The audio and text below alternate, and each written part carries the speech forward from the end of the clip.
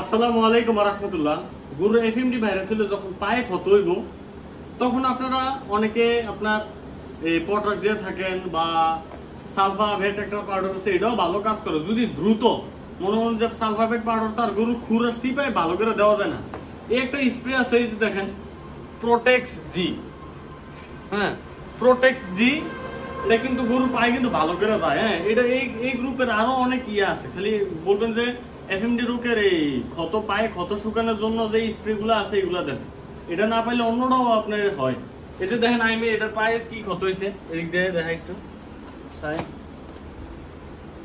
এই যে এই দেখেন পায়ে ক্ষতটা হয়েছে না, বাস এরকম ভাবে একটু স্প্রে করে দিলে এটা কিন্তু ভাই সারা যায় ইনশাল্লাহ। এটা কিন্তু অনেক দ্রুত শুকানোর কাজ করে। এই যে যেমন আমার এই গরুটারও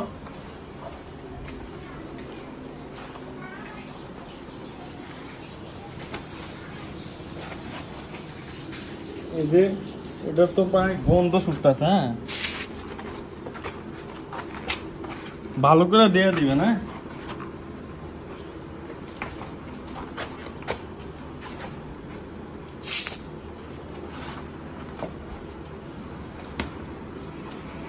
হাতে লাগবে।